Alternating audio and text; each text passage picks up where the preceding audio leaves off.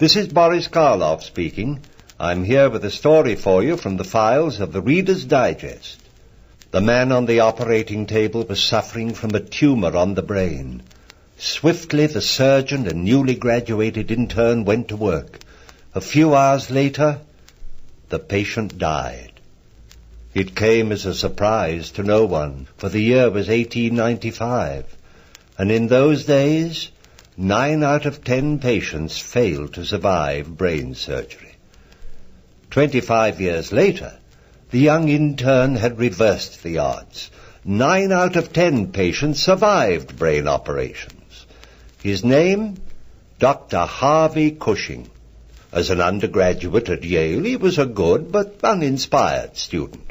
But in medical school, in surgery, he found his true vocation, and yet, because of an experience in medical school, Cushing almost gave up medicine.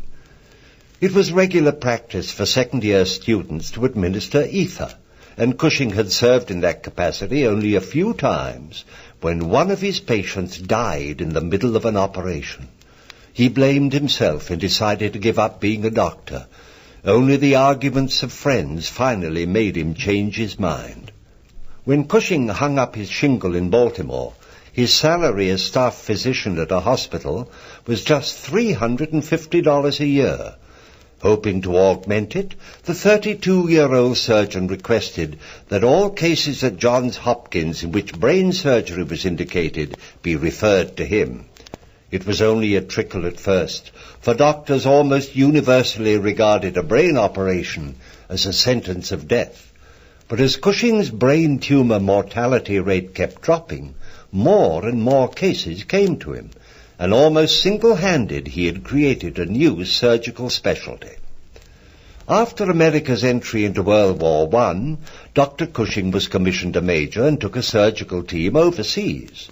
At home, he had considered a single brain operation a full day's work, but at the front, he tackled as many as 8 a day, operating by candlelight when air alerts had shut off the power.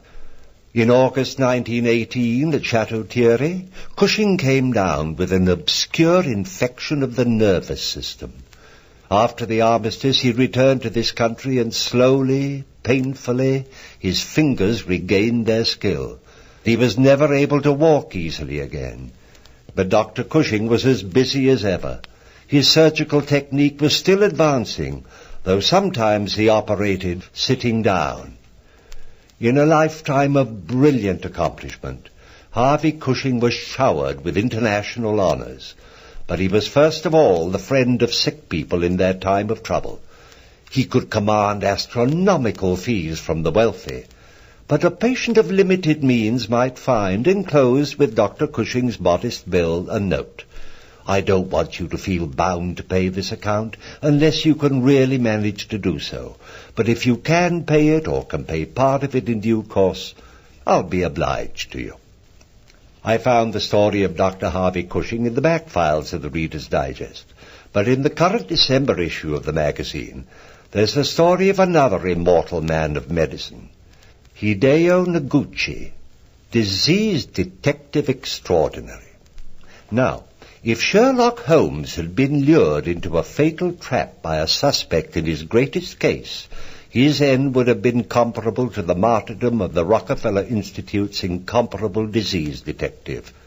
For Noguchi died of yellow fever in West Africa, the victim of a murderous microorganism that he had tracked halfway round the world himself. The whole story is in the December issue of the Reader's Digest.